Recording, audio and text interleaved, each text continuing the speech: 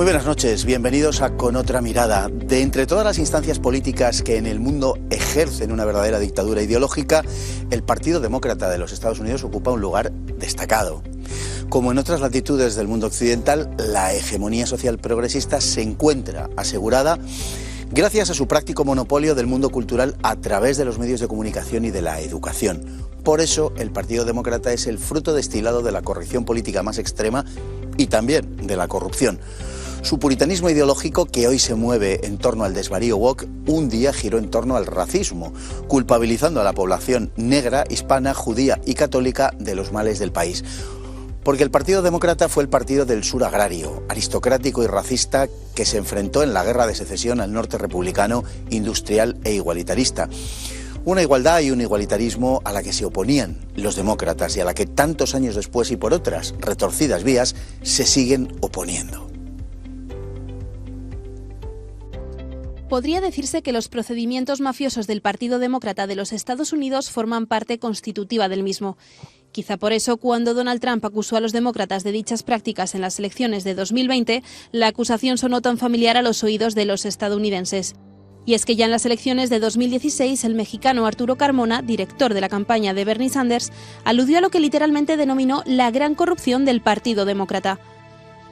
Según Carmona, dicha corrupción se debía a la asfixiante presencia de las élites financieras y políticas en las elecciones primarias y sobre los superdelegados del partido en los distintos estados. Dichos superdelegados apoyaron a Hillary Clinton ignorando el voto popular. Un poco más tarde, los correos filtrados por Wikileaks en víspera de la Convención Nacional Demócrata sacaron a la luz la conspiración interna del Comité Nacional del Partido Demócrata para que Clinton fuese la candidata. El escándalo obligó a que la presidenta del Partido Demócrata, Debbie Wasserman Schultz, dimitiera de su puesto. Hillary Clinton la contrató entonces para su campaña a la presidencia.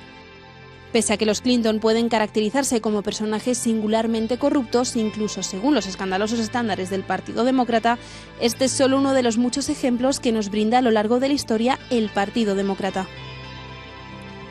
Muchas de las grandes ciudades estadounidenses fueron retenidas por la dirección del partido gracias a las redes clientelares que aquella tejió. Tal fue el caso de Nueva York, demócrata entre 1886 y 1902, debido a los manejos de Richard Croker, al que sucedió Charles Murphy durante las 2 décadas siguientes.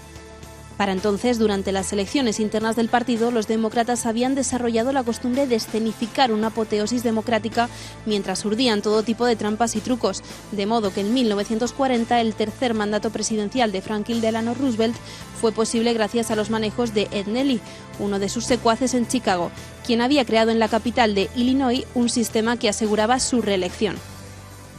Otro de los casos más famosos fue el de George Parr, un cacique local de Texas, quien amañó en 1948 las elecciones para lanzar la carrera de Lyndon B. Johnson, que sería elegido por 87 votos de diferencia de entre 1 millón de electores y que 15 años más tarde alcanzaría la presidencia de los Estados Unidos.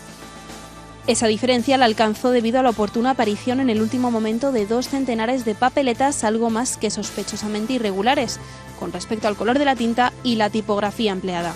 Aunque la reclamación de su rival fue elevada al Tribunal Supremo de los Estados Unidos, este dictaminó que las cuestiones de los estados no podían ser dirimidas por el máximo tribunal federal. Ese argumento no fue, sin embargo, válido cuando se esgrimió en el año 2000 para resolver la reclamación de Al Gore en Florida. Don Pedro Fernández Barbadillo, háganos los honores, por favor. Sea usted muy bienvenido. Muchas gracias, don Fernando. ¿Cómo está usted? Hablar del Partido Demócrata, ese epítome de la corrupción, entre otras cosas, de la corrupción y de la corrección. De las dos cosas, de la corrección política. Bueno, vamos a empezar por lo que está pasando hoy. En ese momento el presidente Biden de Estados Unidos, y no digamos nada, todavía peor, su vicepresidente, tienen los índices de popularidad más bajos que se recuerdan. Realmente, tras un año de presidencia, nadie ha tenido unas cifras tan horriblemente malas. ¿Por qué sucede esto? ¿Cómo es esto posible? Al final fue aupado más por ser anti-Trump, por ser lo contrario a Trump, que por otra cosa, dejando al margen las irregularidades que fueron numerosísimas. Pero ¿cómo ha podido producirse eso en tan poco tiempo? Bueno, llama la atención que esto le pase a un presidente que nos dicen ha sido el presidente más votado en la historia del país, con más de 80 millones de votos. Enseguida, en poco más de un año, esa popularidad se está desapareciendo. ¿Por qué pasa esto? Hombre, en primer lugar, por la enorme división interna que hay en Estados Unidos, que viene de mucho antes de Trump. Mira, desde el principio de la administración de Barack Obama, que empezó a dividir a los norteamericanos pues por la raza. Se creía que Obama iba a ser el que de verdad eliminase el recuerdo del racismo, la huella de la discriminación racial, y al contrario, él y su mujer, Michelle, hicieron lo posible por agrandar esas heridas, aprovecharlas para mantenerse en el poder y salir pues en logro de multitudes. Y todo eso es lo que lleva a Trump, contribuye mucho a que Trump gane las elecciones con sorpresa de todo el mundo, en especial de Hillary Clinton. Y si Trump pierde, y hablaremos de esto, aparte de por los trucos de los demócratas y sus trampas, pues es también por el sentimiento anti que durante sus 4 años se encargaron de difundir, no solo su comportamiento, sino sobre todo los medios de comunicación. No había ninguna gran televisión, salvo la Fox, ningún periódico, ninguna revista que fuese favorable a Donald Trump. Todas competían por sacar la caricatura más grosera y la portada más zafia contra el presidente. Y de esto viene. Más luego, que no olvidemos que Biden prometió muchas cosas en la campaña electoral que no se están cumpliendo. Más como por ejemplo disminuir los muertos por COVID. Él decía que tenía un plan para frenar la expansión del COVID y Estados Unidos ya tiene más muertos por este virus de los que tuvo durante el último año de Donald Trump. Y no contemos el espantoso abandono de Afganistán. ¿Y la situación de la economía norteamericana? Bueno, la economía se está recuperando. No está tan mal, por eso No, la verdad es que tampoco sufrió tanto como la española. El PIB en 2020 bajó un 3 y pico % y ahora hemos sabido que en 2021 subió un 5,7%. Es decir, no está tan mal la economía de Estados Unidos. O sea que sus números son especialmente malos y eso que la economía va razonablemente tirando. ¿Cuáles no serían los números de Biden si la economía fuera mal? Bueno, es que estamos en un momento en el que la economía, yo espero que esto lo oigan los dirigentes y los consultores electorales del Partido Popular, la economía no es lo que decide unas elecciones. Se está viendo que con todo esto de la identidad, las guerras culturales, lo que de verdad le interesa a la gente es la manera de ser, la ideología, el carácter nacional, la identidad en suma.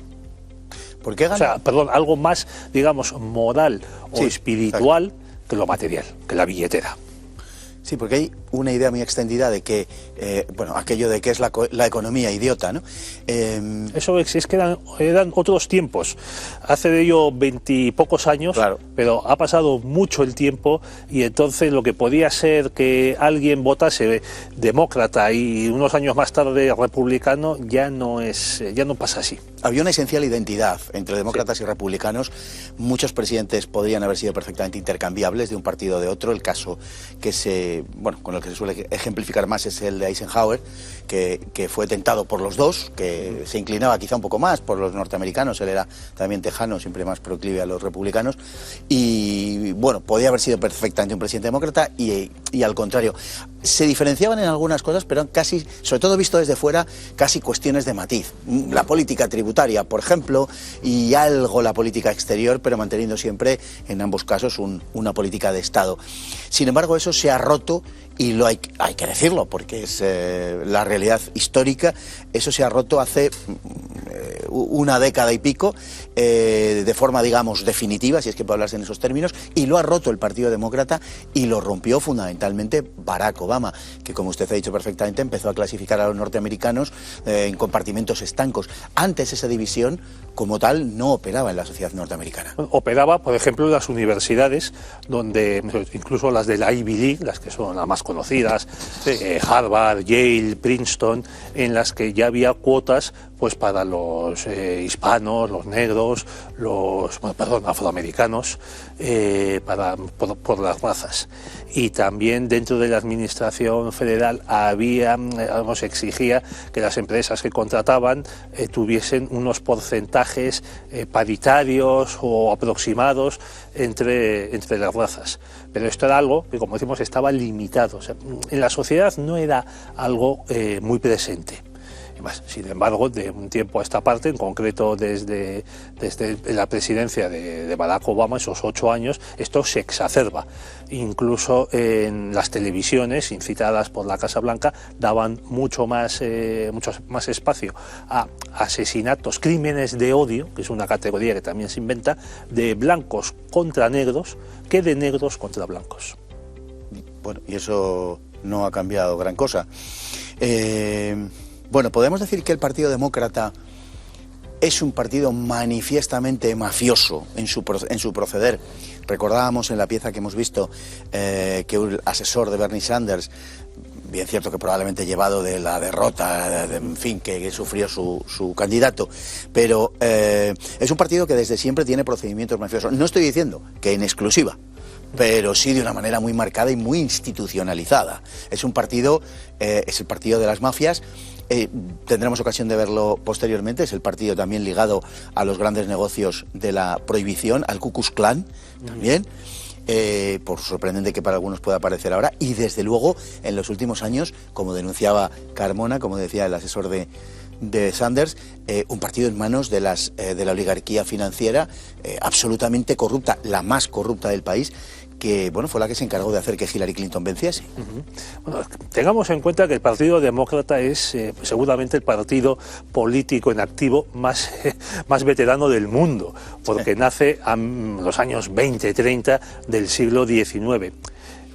Bueno, claro, todos los vicios pues medran, prosperan, crecen y se expanden. Si eso sucede en los partidos fundados en España hace 20 años, incluso hace 10 años, pues qué vamos a decir de un partido que tiene casi 2 siglos de existencia. Claro, es que en Estados Unidos ahí se ven los vicios de la democracia, que claro, también los tiene, aunque sorprenda a muchos, claro, que había que comprar el voto, y había que, literalmente en ocasiones, y había también que montar unas campañas enormes que duraban a lo mejor un año, durante todo ese tiempo, pasear candidatos, pasear carromatos con sidra, que eso es lo que se hacía en el siglo XIX, organizar canciones, representaciones, cartelería, periódicos, etcétera, etcétera. Todo lo que vemos hoy, pero entonces sin televisión y sin internet. Y eso costaba mucho dinero. Y a la gente que de verdad organizaba y drenaba los votos en determinados condados y estados, había que premiarla de alguna manera. Por eso empieza el sistema de despojos, que es lo que se llama en Estados Unidos, que es quitar todos los cargos que había en la administración para poner a otros del partido del nuevo presidente. Y este sistema, ya a finales del 19, que es la época más corrupta de los dos partidos, pues lleva a que se organice lo que se llama Tammany Hall y State World, que eran las dos formas, la manera de llamar a los dos grupos corruptos que había entre republicanos y demócratas. Luego los demócratas, pues porque es un partido, claro, se va expandiendo, sobre todo con Roosevelt en los años 30 y 40, va extendiéndose por todo el país y todas las clases sociales, y claro, necesita mucho dinero y mucha gente, muchos activistas, para llegar a ese tipo de gente, y sobre todo darles algo a todos ellos, a los racistas pobres y ricos del sur, a los inmigrantes irlandeses y polacos católicos de Ohio, de Pensilvania y de Nueva York, a las élites y actores de Hollywood, a los progres de las grandes universidades y demás. Entonces, claro, probablemente los votantes pobres del sur, los que vemos en las películas como Aro de Mississippi y En el calor de la noche, pues la capacidad que tienen estos de organizarse y en Nueva York y en Los Ángeles poner candidatos, pues es mínima, es mucho mayor la de las élites de Hollywood, las élites financieras de Nueva York, de la costa este. Hoy el país está dividido, y está dividido probablemente de un modo más profundo de lo que lo ha estado nunca desde 1865. Pero claro, el sistema electoral norteamericano es muy peculiar. Como sabemos, se le conceden todos los votos de representación de un estado a aquel que gane por un solo voto de diferencia. Y se está produciendo un fenómeno que puede alterar, un fenómeno muy variado, no solamente compuesto por una sola causa, pero que es el de la emigración de muchos votantes progresistas, huyendo desde California, por ejemplo, y estableciéndose en estados como Arizona o como la propia Texas, a lo que hay que sumar también una parte de la inmigración hispana que alimenta el voto demócrata. Es un fenómeno curioso porque huyen de una administración demócrata que les hace la vida imposible para reproducir aquel infierno del que huyen en el estado de acogida. Es un poco de locos. Pues sí, es de locos, porque hombre, se dice que la gente muchas veces vota con los pies, sí. Pero claro, estos progres es que se llevan sus nefastas ideas con ellos, y ya cuando se establecen en Texas, en Arizona, en Georgia, donde se ha establecido gran parte de la industria televisiva de Hollywood por las facilidades fiscales ahí en Atlanta, claro, siguen votando a estos candidatos. California, te suelen decirse, no, es que sería el sexto o séptimo estado más rico del mundo de ser independiente. Y dices, ya, pero es que también es el estado con más pobres de Estados Unidos. Sí. El estado donde mayor porcentaje de la población, en torno al 25%, depende de la ayuda pública para subsistir. Y como encima los progres que en California están más enloquecidos que en otros lugares, incluso que en España, entonces, por ejemplo, el gobernador, durante el mandato de Donald Trump, pretendió negociar directamente un acuerdo para luchar contra el cambio climático y reducir la contaminación, ni más ni menos que directamente con el gobierno de China comunista. A eso nos llevan. Y luego también pues se prohíben en los últimos años, con este movimiento de retirar fondos a la policía, de Found Police, que ha crecido con motivo del asesinato de este delincuente negro, George Floyd.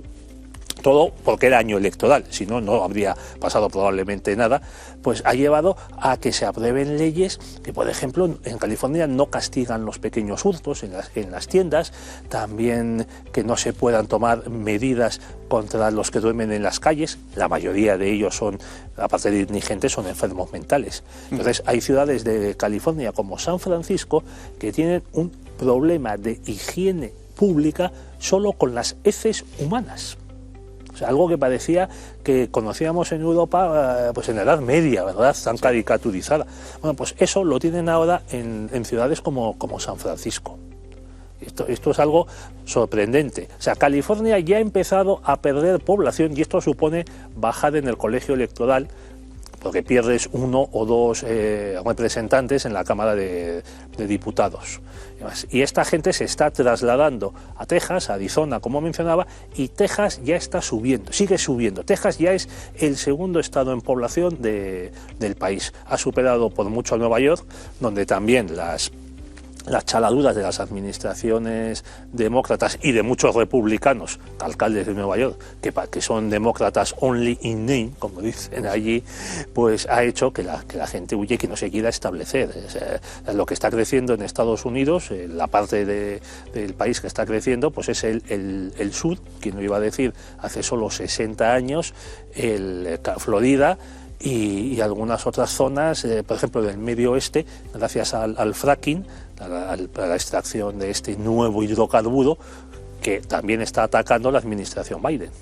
Incluso las medidas que se han tomado con respecto a la crisis sanitaria o lo que sea del COVID han sido muy diferentes según los estados de Estados Unidos, y en general podemos decir que, correspondiéndose con lo que uno barruntaría de entrada, a grandes rasgos, los estados demócratas han sido más impositivos y los estados republicanos han sido más liberales. Vamos a decir liberales. Lo que pasa es que el término, si ya es confuso aquí, es para seguir confundiendo. Trasladado a Estados Unidos es peor, porque allí los liberales son los progres, ¿no? Sí. Pero bueno, han permitido un mucho mayor margen de libertad en la gente. Incluso algunos estados como Texas, prácticamente en el último año, no han prestado atención alguna. Sí, y Florida. A esta cuestión, y Florida también, exactamente. O sea que también es un motivo de enfrentamiento. Estamos viendo estos días, por ejemplo, que en la plataforma Spotify una serie de artistas norteamericanos, ¿quién lo iba a decir?, están protestando para que no se permita la libertad de expresión a aquellos que disienten del discurso oficial, concretamente de Joe Rogan, que es el fenómeno mediático en este momento en Estados Unidos, que está haciendo entrevistas pues a gente que disiente del discurso oficial, ¿no? Sí, que tiene un podcast que tiene 11 millones de seguidores. 11 millones de seguidores, sí.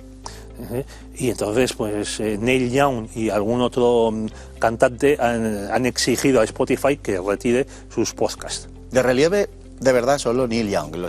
La gente que le ha secundado, por más que él a veces empeñe en lo contrario, son de segunda, tercera y cuarta fila. Y en todo caso ha aparecido por ahí, en una clave cómica, James Blunt, un cantante británico no demasiado, virtuoso, amenazando con que si no retiran los podcasts de este hombre, de Joe Rogan, él promete publicar un disco y sacarlo en Spotify.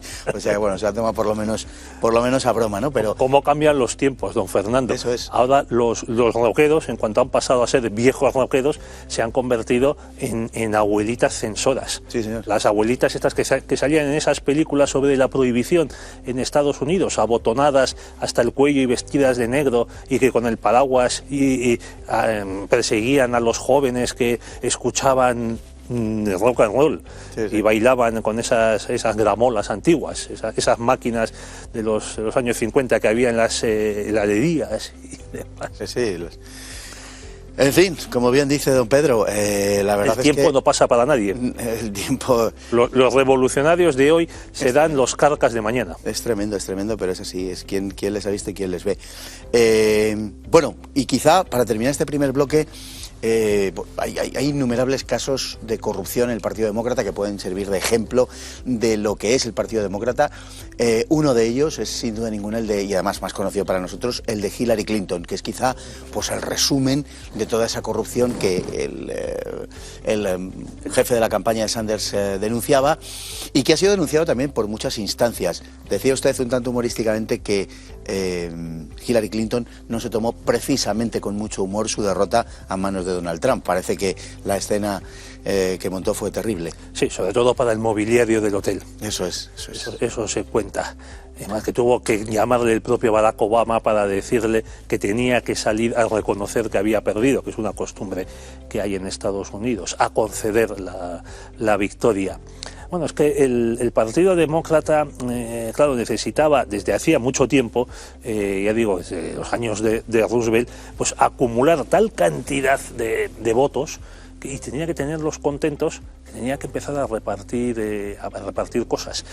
Probablemente uno de los presidentes más corruptos que ha habido en el último siglo haya sido Lyndon Johnson, el demócrata de Texas. Sí, señor. O sea, para que no falte la caricatura.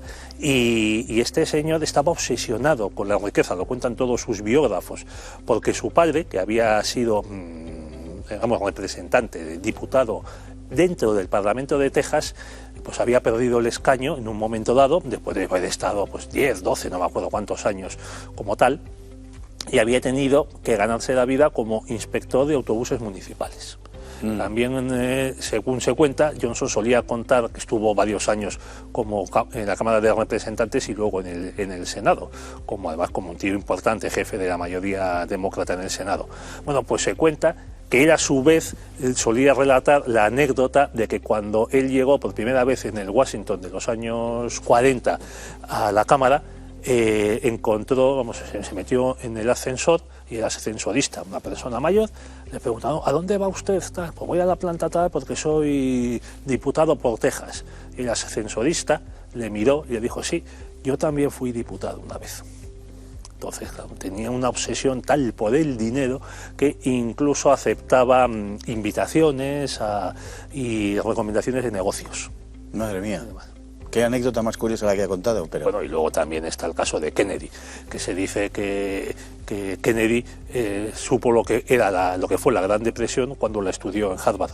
Sí, porque, claro, venía de una de las familias claro, más ricas y adineradas del país. Lo más parecido a una dinastía que ha habido en Estados Unidos, los Kennedy. Pero el Partido Demócrata es un partido que ha tenido amistades muy peligrosas y algo más que amistades. Casi podemos decir encamadas, muy peligrosas. De sus filas y de su entorno y de su magma ideológico, histórico y social han nacido algunas cosas como el Ku Klux Klan, aspecto que luego matizaremos. Y bueno, vamos a ver lo que supuso el Ku Klux Klan, su relación con el Partido Demócrata, su refundación posterior y la postura, que es muy curiosa, del Partido Demócrata cuando se votó en los años 60 la concesión de los derechos civiles de igualdad a toda la población norteamericana, en definitiva a los negros y los blancos, o como diría don Pedro, a los negros, a los afroamericanos y los blancos. Vamos a verlo. La aprobación de la ley seca a comienzos de los años 20 fue una oportunidad para el realme del Ku Klux Klan, a través de sus relaciones con el Partido Demócrata. Ambas organizaciones tenían intereses en la prohibición. Tanto el puritanismo de los progresistas como los racistas sureños culpaban a los católicos, los hispanos, los italianos, los irlandeses y los negros de ser los culpables de que el vicio del alcohol persistiera. Pero en realidad la relación del Klan con los demócratas era muy antigua. La organización racista había nacido como reacción de algunos sectores del sur, derrotado en la guerra civil, un sur que era demócrata y que había combatido al norte republicano. Por eso el Klan fue puesto fuera de la ley por el presidente Ulysses Grant, que había hecho la guerra para la Unión. La principal actividad de los racistas consistía en aterrorizar a los esclavos liberados y a los republicanos de los estados sureños. El Ku Klux Klan se refundó en 1915. Esta vez tenían en su punto de mira a católicos, judíos y a los nuevos inmigrantes. Y desplegó además una inteligente estrategia de infiltración que le llevó a convertirse en decisivo en estados como Oklahoma, Alabama o Tennessee y algo más tarde en numerosos estados del sur. En 1924 estaba en situación de condicionar y ocasionalmente determinar la propia política del Partido Demócrata. Para entonces se calcula que el número de los miembros del Klan podía alcanzar los 4 millones. El Klan enfocó su punto de mira al apoyo a políticas progresistas, vinculando su posición racista a cuestiones morales. Y así, además de defender las políticas de educación pública, también se oponía al consumo del alcohol, a los burdeles y a las habitaciones de moteles en las que se tenía encuentros sexuales de diversa índole. Para combatir todo, lo cual no dudó en emplear la violencia. Los objetivos del Klan eran en buena parte los mismos que los del Partido Demócrata. La influencia del Klan persistió a lo largo de las décadas, hasta el punto de que cuando en 1964 se votó el Acta de Derechos Civiles, que concedía igualdad de derechos a blancos y negros, fue rechazada por un porcentaje mucho mayor de demócratas que el de republicanos. El 80% de estos votaron a favor, mientras que solo el 63% de los demócratas lo hizo en el Congreso. Para entonces el Partido Demócrata estaba cambiando. En lugar de oponerse a la igualdad, comenzaron a desarrollar la estrategia de la dependencia negra, al hacer de esta parte de la población un segmento social completamente dependiente del gobierno. El resultado es que el discurso republicano, construido sobre bases opuestas, es visto con desconfianza por los negros, que votan en un 90% a los demócratas, el antiguo partido del Ku Klux Klan. Bueno, don Pedro, vamos a ver, se acordará usted, y naturalmente esta es una consideración retórica, se acordará usted de que hace un año y medio en Estados Unidos se lió la mundial, o por lo menos la estadounidense, con aquello de Black Lives Matter, ¿no? Cierto. ¿Qué sucedió en un estado demócrata y en una ciudad demócrata? Sí. Y probablemente la ciudad más radical de los demócratas en Estados Unidos. Pero la culpa era de Donald Trump. Pues sí, esto sucedió en Minneapolis, me parece, que está en Minnesota, que le llamaban la Suecia de Estados Unidos. No solo porque hay mucha inmigración sueca, sino porque estos suecos, como usted decía, de los demócratas de California, se habían trasladado allí y habían sembrado sus ideas, vamos a decir, progresistas avanzadas. Y el Partido Demócrata allí en Minnesota se presenta con otro nombre o asociado a otro partido, que es el más veterano, al menos siquiera por el nombre. Pero vamos, está claro que tal como es el sistema federal en Estados Unidos, como hemos explicado antes al hablar de las distintas medidas que ha tomado cada estado contra el COVID, pues en Estados Unidos las grandes ciudades tienen cada una su cuerpo de policía y lo seleccionan como les apetece. Y luego está la policía estatal, que también depende del gobernador y la monta como él quiere. en las policías del condado. Es decir, que echarle la culpa a Donald Trump de lo que hicieran unos policías con un sospechoso, pues es absurdo. O sea, porque de Donald Trump no depende ninguna policía, hombre, salvo el FBI, claro, que no se encarga de este tipo de delitos por su propia legislación. Vamos a ver. Guerra de secesión, el sur es demócrata, el norte es republicano. Primera afirmación, lo digo porque hay mucha gente que no lo sabe, que cree que, no sé, que es más o menos al revés.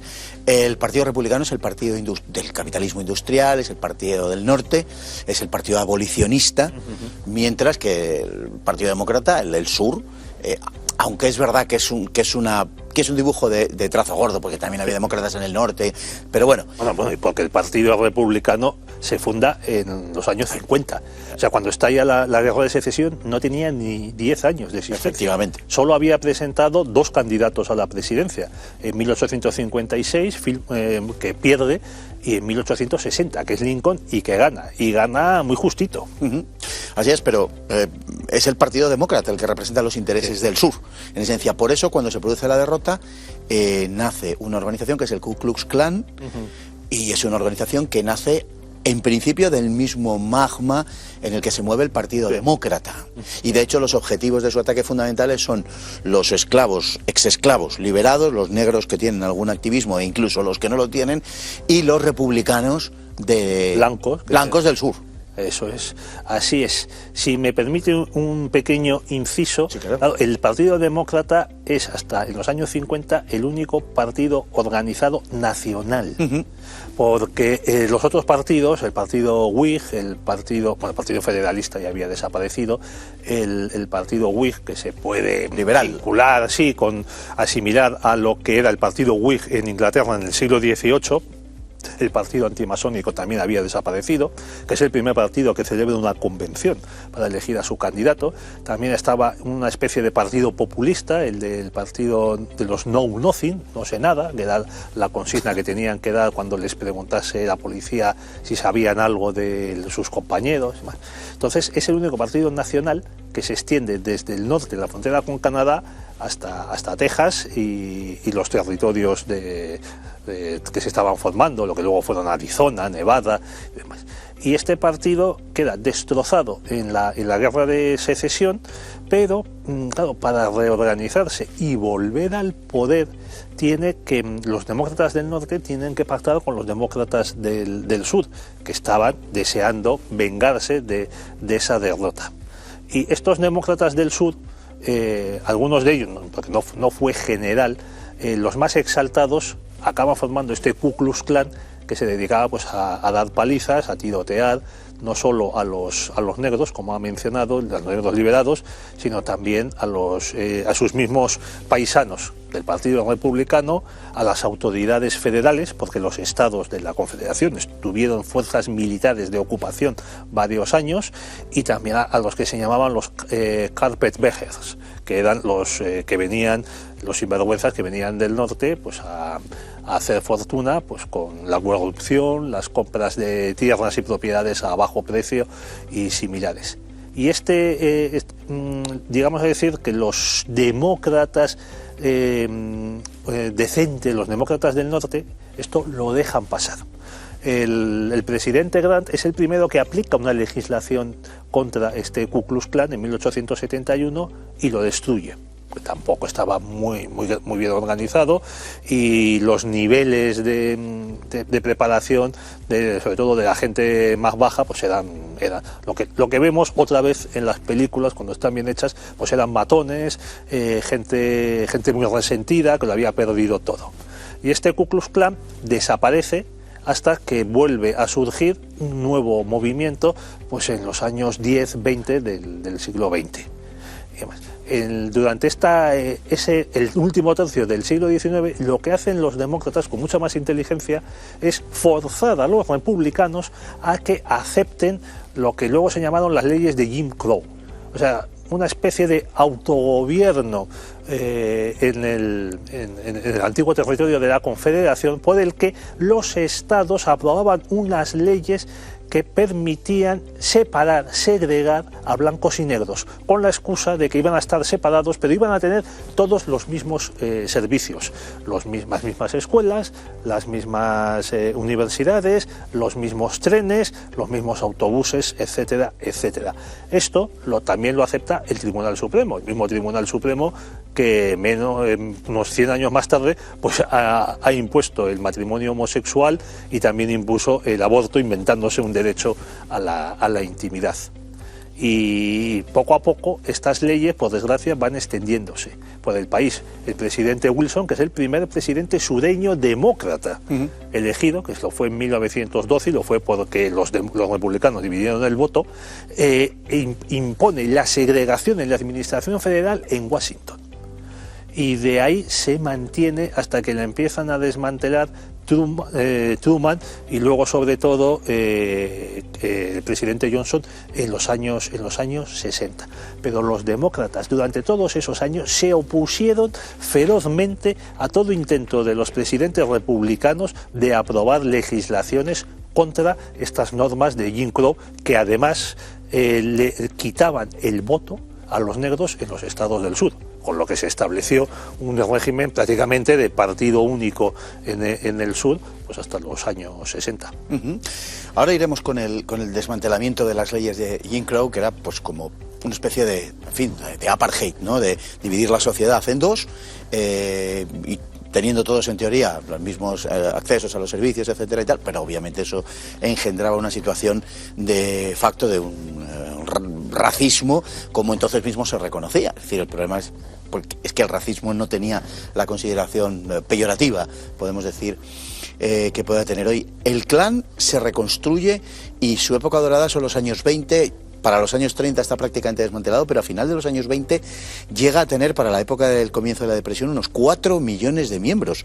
Es una auténtica barbaridad. Y sobre todo en el lustro anterior, en muchos estados sureños llegan a determinar, o el Klan llega a determinar la política del Partido Demócrata y coloca a muchos de sus peones al frente del partido, incluso de la administración en esos estados.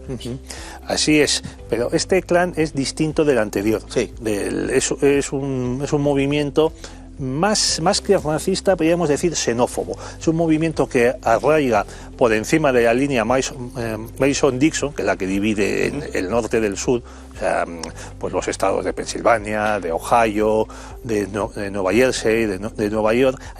Ahí arraiga por el desprecio o el miedo que tiene parte de la sociedad de Estados Unidos hacia los nuevos inmigrantes, sobre todo católicos, y también contra el catolicismo, que claro, empezaba a ser un elemento cada vez más importante en el país. Por ejemplo, hicieron una campaña feroz contra el primer candidato católico que presentan los demócratas a la presidencia, Al Smith, gobernador de Nueva York. Porque Al Smith solo ganó, paradójicamente, en 5 o 6 estados del Deep South, por la obediencia de ese aparato de los votantes al aparato demócrata. Y muchos de estos miembros del Klan enviaron telegramas al Papa Pío XI, con una sola palabra: eliminado o expulsado, en referencia al candidato Smith, que creían que iba a obedecer ciegamente lo que le dijese el Papa. Este Klan también tiene peculiaridades como oponerse a la difusión del alcohol, o sea, una moral muy puritana. Y no pretendía en absoluto ser secreto. El Ku Klux Klan anterior, de la posguerra, tiene mucho que ver con una especie de masonería, como la conocemos en España, una organización secreta, pero de muy bajo nivel social, mientras que aquí se veía con orgullo pertenecer al Klan. Hay fotografías de desfiles descomunales en Washington y en Nueva York, en la que la gente, las madres tenían túnica especial, sí, podían mostrar los tacones y van con la capucha descubierta y llevan a los niños de la mano. Y además apoyaban posturas que hoy llamaríamos, bueno, más bien de izquierda, políticas de educación pública, políticas también, diríamos, de tipo social, fuertemente social, protagonismo del Estado en el desarrollo de la economía. Sí, salarios fijos, salarios mínimos, convenios colectivos. Eso es. Y luego tenía una fuerte vena, como bien decías, puritana, que pretendía prohibir el alcohol. Había un movimiento muy fuerte en Estados Unidos a favor de la prohibición del alcohol, prohibir los burdeles y prohibir incluso esos moteles de carretera, más o menos diríamos, donde se producen encuentros sexuales fugaces y por tanto, en fin, fuera de lo que se supone que debe ser practicado en el seno del matrimonio o de relaciones estables, etcétera. Y además el clan utilizaba la violencia para oponerse a esto, ¿no? Es decir, no es que fueran predicando como como una cosa como los franciscanos. No precisamente, ¿no? Se dice que lo que marca el reinicio de este nuevo clan, ya decimos diferente en gran parte del anterior, es la película del nacimiento de una nación. Ajá. Que le gustaba mucho, por cierto, al presidente Wilson. Y en esta se da una imagen del clan como algo romántico, como unos caballeros que defendían a las mujeres blancas de ser molestadas por los negros recién liberados, que no tenían otra cosa que hacer más que darse a la bebida y vaguear. También se ve una imagen parecida en Lo que el viento se llevó, cuando salen los caballeros del sur a dar una paliza a unos negros que habían atacado, como no, a la señorita Escarlata. Bueno, y por esta vía llegamos hasta los años 60, en donde se produce el movimiento de los derechos civiles, la reivindicación por parte de la minoría negra y de muchos blancos que apoyaban a esa minoría, y en que se vota en 1964 el Acta de Derechos Civiles, que concede igualdad de derechos.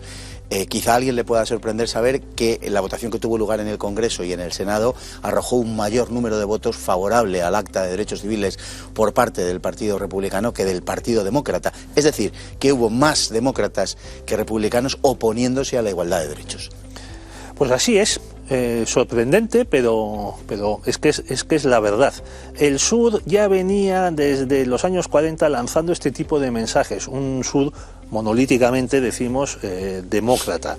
En el año 48, que son elecciones a las que se presentan 4 candidatos, Truman, presidente para la reelección, se presenta, y luego está el candidato republicano, que fue vencido, y luego hay 2 candidatos que también salen del Partido Demócrata, un progresista, Wallace, que estuvo apoyado hasta por el Partido Comunista y por la viuda del presidente Roosevelt, y Stone Thurmond, que era del sur, creo que recordar que de Virginia o de Carolina del Norte, y que formó el movimiento que se llamó Dixiecrats. Dixie, por la alusión al himno de los confederados, y que ganó en un puñado de estados del sur. Y en la reunión del Colegio Electoral de 1960, en las elecciones en las que Kennedy vence a Nixon por muy poquito, y quizás no le venció, sino que el aparato demócrata hizo que le ganase, tanto en Illinois como en Texas, hubo 15 votos para el gobernador de Virginia. Ya porque Kennedy se había presentado con una plataforma favorable a reconocer los derechos, a hacer que los derechos de los negros fuesen efectivos. Entonces ya iban dando avisos, que ya se estallaron en el año 68 con la candidatura del gobernador de Alabama, George Wallace, que era del Partido Demócrata, por supuesto, igual que Hillary Clinton, igual que Barack Obama. Y se dieron cuenta los demócratas de que, pese a su decantamiento en el Congreso y en el Senado en la cuestión del Acta de Derechos Civiles, se dieron cuenta de que había que articular una política diferente, y a partir de entonces empezaron a engendrar lo que se conocía como la dependencia negra, hacer depender a los negros de la concesión de los subsidios, de las ayudas, de lo que los americanos llaman el gobierno, aquí diríamos el Estado, para entendernos, pero claro, allí se puede confundir con el Estado como concepto territorial. Bueno, se suele hablar del gran gobierno. Del gran gobierno. Que es otro concepto que puso en circulación Ronald Reagan. Bueno, hay que señalar que las leyes de Johnson contra el racismo, contra la segregación, iban en un paquete que también incluía la expansión de la seguridad social en la línea de hacer crecer lo que había organizado Roosevelt, y que yo creo que es lo que de verdad le da esa popularidad a Johnson, toda su idea de la lucha contra la pobreza, la gran sociedad, el gran gasto que había. En estas circunstancias, en esa segunda mitad de los años 60, se produce un realineamiento electoral y demográfico de los dos partidos. Los negros pasan a votar a los demócratas por esta dependencia y los blancos del sur pasan a votar a los republicanos. ¿Qué es lo que pasa hoy? Que era una cosa que le iba a preguntar, una cosa curiosa, pero hemos visto en la última elección, bueno, republicanos, yo creo que es más bien el trumpismo en este caso, pero en todo caso el sur se ha manifestado de una forma apabullantemente favorable a los republicanos en algunos estados, por rondando el 70% de la elección popular. Y cogido en su conjunto, el sur hoy vota mucho más republicano que demócrata. Es un fenómeno curioso. Es un fenómeno curioso. Tengamos en cuenta que los miembros del Klan que aparecen en los años 60 apaleando a negros y activistas blancos que bajaban del norte para apoyar a los primeros en sus luchas, pues ya han muerto todos demócratas, insistimos. Pero yo recuerdo, don Pedro, un escándalo que hubo en los años 80, es que no recuerdo ahora mismo el nombre del candidato, pero era un político demócrata que tuvo que dejar no sé si era congresista o se presentaba si no recuerdo mal, por Luisiana, del Partido Demócrata, repito, porque había sido miembro del Klan. David Duke. David Duke, exactamente. Sí. Bueno, y también hubo un senador muy famoso, uno de los más longevos que ha habido en Estados Unidos, tanto en su vida personal como en su mandato en el Senado. Además, Robert Byrd, que apadrinó a Hillary Clinton cuando ella entró como senadora por Nueva York, y que él reconoció que había sido gran mago del Klan. Y luego, por supuesto, pidió perdón muy sentidamente por haber estado en contra de la igualdad y haber votado en contra de las leyes que eliminaban la discriminación, pero seguía siendo senador. Y naturalmente muchos negros le votaban porque, claro, era el candidato que le ponían los demócratas delante. Le voy a hacer la pregunta más importante de todas. ¿Por qué los demócratas no se equivocan nunca? Yo creo que sí se han equivocado, y ahí está el mandato de no, pero la gente, pero en general, digamos, la idea que ellos proyectan de sí mismos y lo que la gente tiende a aceptar es que forman, digamos, la quinta esencia de la bondad. Bueno, porque tienen todo el aparato mediático de Hollywood, de los grandes medios de comunicación, que lo está diciendo constantemente, que ellos son los mejores, los más guapos, los que se preocupan, los concernidos. Los demócratas creen que los negros son de su propiedad, sea como esclavos o sea como votantes. Un 90% votan demócrata de los negros. Sí, no se ha conseguido bajar. Bueno, parece ser que Donald Trump bajó un poco el porcentaje, pero en ningún caso por debajo del 85%. Es que los negros, había un fenómeno que era una clase media negra ascendente en los 60 y 70 y que fue destrozada completamente por la droga, que de esa tampoco se habla, y por las políticas de dependencia que puso en marcha el Partido Demócrata. Entonces, muchísimos negros es que viven de los subsidios y han caído en esas redes de corrupción y de bonos, los bonos que se dan para la comida, de las viviendas protegidas, y entonces, claro, dependen totalmente del Partido Demócrata. Nos quejamos mucho del PER andaluz, que, por cierto, los planes de la minería asturiana costaron muchísimo más que todo el PER andaluz, pero claro, es que en otros países también tienen sus propios votos cautivos. En el caso de Estados Unidos ahora es la comunidad negra. Un 13% de la población, que no es ninguna tontería. Sí, pero es el bloque que vota en mayor porcentaje siempre al candidato demócrata. Es decir, ni los judíos, ni los católicos, ni los protestantes, ni los hispanos, ni los blancos, etcétera, etcétera, votan en esa cantidad, en ese 80 y tantos, 90%, siempre al mismo candidato del Partido Demócrata. Los medios de comunicación sin duda son esenciales, pero también lo es la educación, y la educación, no digamos nada en sus niveles más altos, es decididamente, demócrata, e incluso mucho más allá de lo demócrata. Mucho más allá, demócrata ya es... Pero terminan desembocando en el voto útil. El Partido Demócrata, digamos que es el cascarón, claro, o el cuenco en el que cae todo esto. Es un poco como la discusión que había o que sigue habiendo sobre si Donald Trump va a presentarse por un tercer partido. Dices, bueno, ¿por qué te vas a sacar un tercer partido cuando ya hay otro montado cuya estructura tú puedes aprovechar? Es lo mismo que pasa con esta gente, estos woks, que caen en el Partido Demócrata, al que en el fondo desprecian como una excrecencia de la sociedad capitalista y con un pasado siniestro, pero que es su instrumento. Y claro, el aparato, los aparachiks, los profesionales del Partido Demócrata, los legisladores, etcétera, etcétera, el diputado a la Asamblea de Oregón, pues está muy contento de que esta gente le haga la campaña. Pero luego, y ya terminamos con esto, retomando el tema como lo empezamos, pero luego resulta que un personaje como Kamala Harris, que podría ser un poco la representante o ese mascarón de prueba precisamente de la ideología woke, en fin, sin embargo recibe un rechazo enorme, superior incluso al de Joe Biden en el conjunto de la sociedad norteamericana, y eso, en fin, medido en diferentes encuestas, no deja de ser sorprendente, porque la opinión pública imperante en Estados Unidos está muy cerca, a través de la corrección política, del fenómeno woke. Sí, pero claro, es que yo creo que están yendo demasiado deprisa. Yo estoy convencido de que en los planes, cuando presentaron este ticket, los demócratas y sus patrocinadores tenían pensado que de alguna manera Joe Biden, que ya es octogenario, se retirase o le retirasen en el primer mandato. O a lo mejor empezaba un segundo y ya se iba. Y sustituirle por esta Kamala Harris, que es los nuevos Estados Unidos. Además que lo tiene todo, que es mujer, es morena, porque es absurdo decir que es afroamericana, porque es de familia de Jamaica y de la India. De origen hindú y jamaicano, sí. Muy poco, y es otra favorecida por el sistema. ¿Cómo se le puede llamar? Porque claro, no es afroamericana, puesto que su procedencia no es africana. Entonces, bueno, por la parte jamaicana sí, porque eran esclavos procedentes del África Occidental, pero ya llevarlo muy lejos, ¿no? Sí, efectivamente. Bueno, también el que vivió muchos años en Jamaica, pues fue Ian Fleming, el creador de James Bond. Tampoco vamos a decir que era un afroamericano, digo yo. Si se hubiese podido presentar a presidente de Estados Unidos, que no podía porque no había nacido en el país. Además, bueno, pero claro, los propios patrocinadores, según lo veo yo, se daban cuenta de que Kamala Harris es inaguantable, de la misma manera que lo era inaguantable Hillary Clinton para muchos candidatos, para muchos votantes.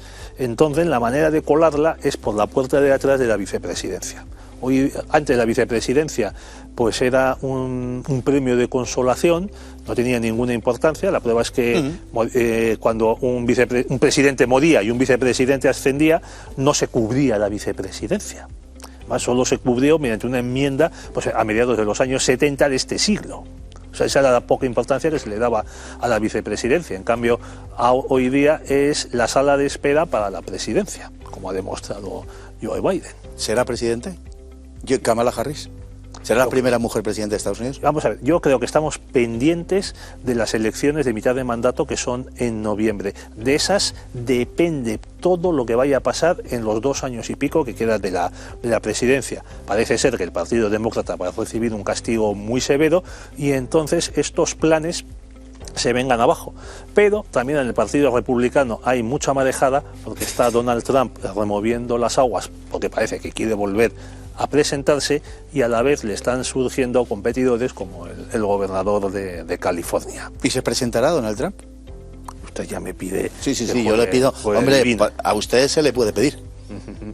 Pues yo espero que no, porque estoy pensando en cómo llegó Wilson, que fue uno de los grandes enemigos de la humanidad en el siglo XX, fue el que destruyó las monarquías tradicionales en Europa, en concreto el imperio de los Habsburgo, y llegó porque Teddy Roosevelt quiso ser presidente, y como el Partido Republicano no le escogió, él se presentó al frente del Partido Progresista contra el presidente en ejercicio, al que le había contribuido a poner William Taft, y lo único que consiguió es que ganase Wilson, al dividir el voto entre los tres, entre los dos candidatos.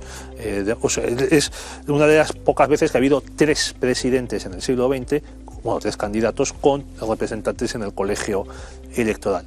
Y si se hubiesen juntado los votos de Taft y de Roosevelt, ni usted ni yo sabríamos quién era Wilson. Ciertamente. Nos habría ido mucho mejor a todos. Pues nos quedamos sin saber quién presidirá la decadencia probablemente final de los Estados Unidos como potencia hegemónica. ya lo veremos. Don Pedro, muchísimas gracias por su presencia hoy, como siempre, arrojando luz sobre los más diversos asuntos. Y en este caso, don Pedro además está cualificadísimo en el tema que nos ocupa, pues que el año pasado publicó un libro acerca de los Césares norteamericanos.